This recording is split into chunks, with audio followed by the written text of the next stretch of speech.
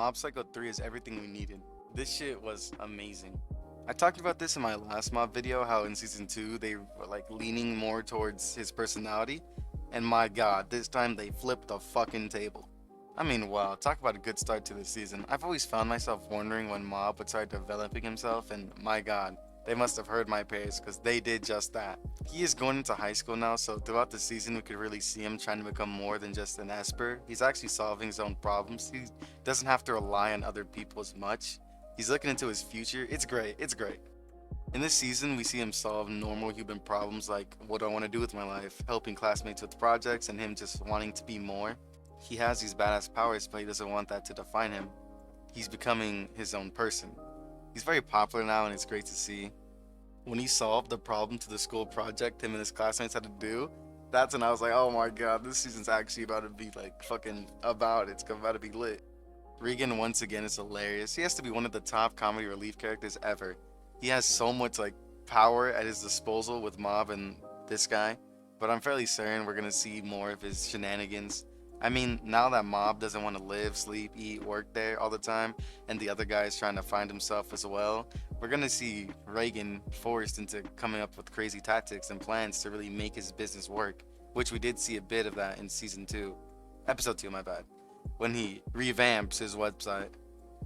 I can't lie, Dimple's MVP ghost. I never really gave Dimple his credit, but now we are. Dimple, you are amazing.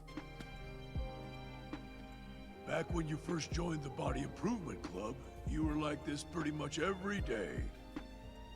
The first time I seen Bucket Hat God Guy, I was so confused on who this was.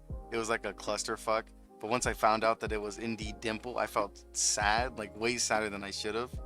Then Mob hits 100 when they were fighting. I thought it was over. I thought Dimple was done. Dimple was about to get packed up. Mine was to take advantage of you. That makes me sad. Well then, will this be where we say goodbye? I was on the edge of breaking down and crying. But then his goofy shirt appeared and saved the day. When Dimple made fun of Mob's goofy shirt, that's when Mob was like, yeah, this is my Dimple. He's still the same man. Mob uses up all his energy. Dimple and Mob have a nice talk, which was nice to see. Then Dimple coming in with a sacrifice was heartbreaking. I never expected that. He even made it funny. Then he went out like a true ghost G. Mob crying at the end finished the last episode of season 3 so far. It's so good to see Dimple really care about Mob.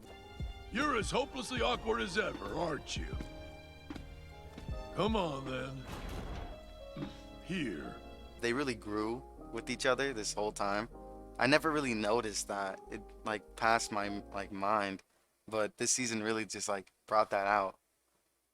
It really brought that to the light. And you got to appreciate that.